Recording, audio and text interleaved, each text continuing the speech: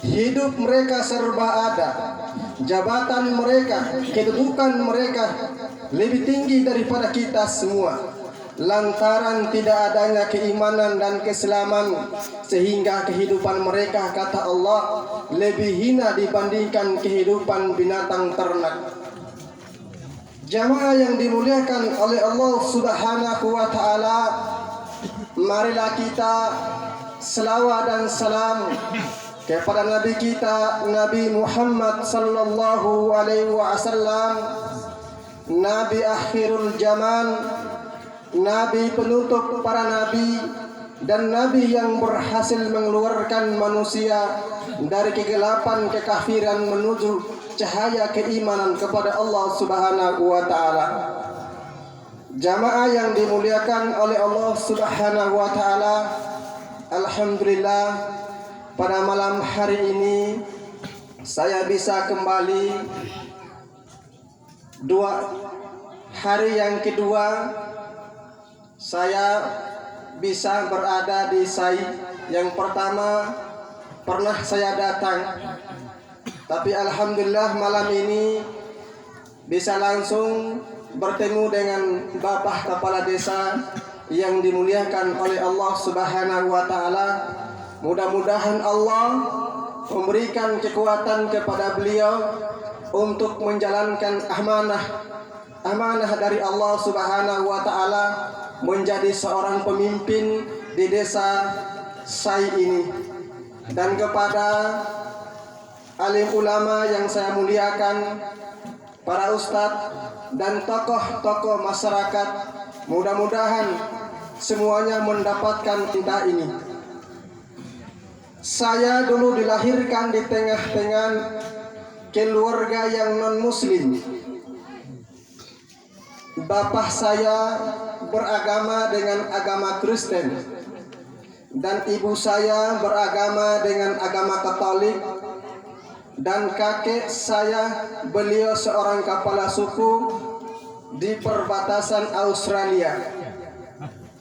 Sehingga saya pada umur 2 tahun saya dipisahkan dengan kedua orang tua saya, tinggal bersama kakek saya. Cita-cita beliau nanti saya yang akan menggantikan beliau di masa yang akan datang, ketika beliau nggak ada. Tapi namun dengan penggantian waktu, hari dan bulan dan tahun, ketika saya berumur, ketika kelas 4 SD, mulai saya berpikir apa yang dilakukan oleh kakek saya, karena mereka beragama animisme yang percaya batu dan pohon. Beliau mengajarkan kepada saya bagaimana caranya untuk menyembah pohon dan batu selama bersama dengan beliau.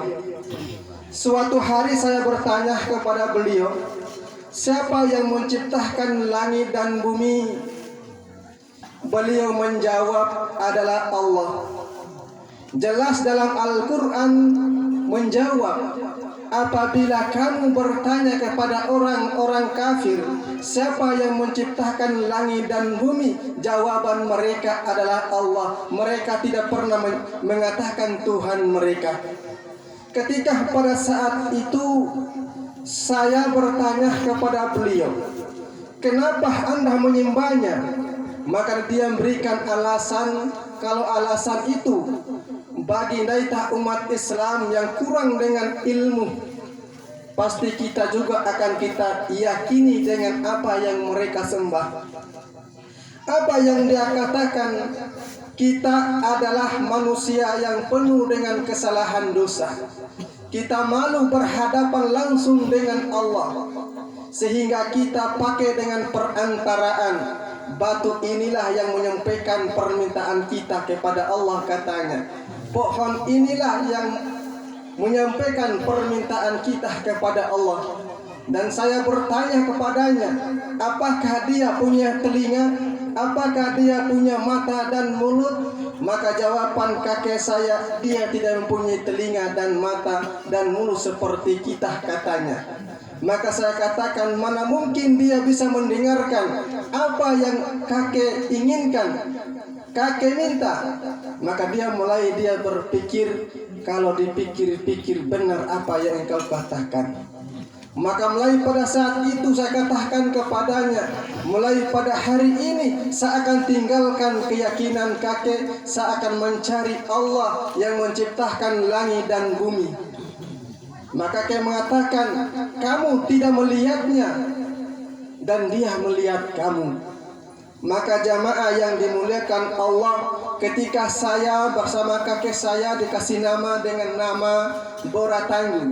Nama ini adalah nama kerajaan yang nanti akan menggantikan dia pada masa yang akan datang. Ketika saya masuk agama Katolik, karena ibu saya beliau beragama Katolik dan beliau orang pembawa lagu setiap hari Minggu, bukan lagu dangdut tapi lagu gereja.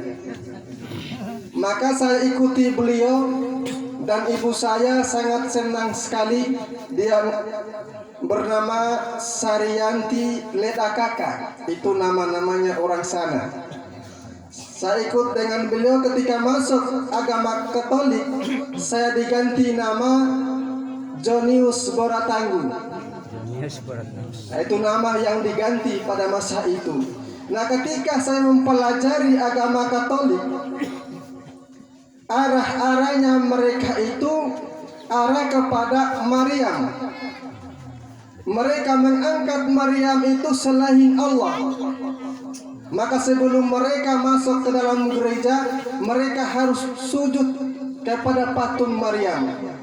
Nah, saya tanya kepada seorang pastor pada saat itu, wahai Bapak Pastor, kenapa kita umat Katolik ini masuk ke dalam gereja melaksanakan ibadah, sebelum itu kita harus sujud kepada patung Maryam?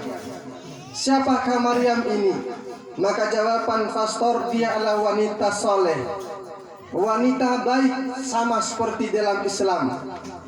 Nah, ketika saya bertanya kenapa kita harus sujud kepadanya, maka pastor mengatakan, membacakan ayat di dalam Alkitab, bahwa bunyi ayatnya, barang siapa yang berdiri di samping Maryam, maka dia langsung diberikan rezeki oleh Tuhan. Maka dia mengatakan, kita berdiri di samping saja langsung diberikan, apalagi kita sujud kepadanya, mungkin itu lebih banyak diberikan, kata pastor. Maka mulai pada saat itu keimanan saya mulai goyang. Di dalam Katolik ada Tuhan 3, Tuhan Bapa, Tuhan Ibu, dengan Tuhan Anak. Saya bingung, tiga-tiganya menjadi Tuhan. Yang satu nanti bilang masuk neraka, yang satu bilang masuk surga, yang satu bilang enggak. Saya bilang, bagaimana nasib saya nanti?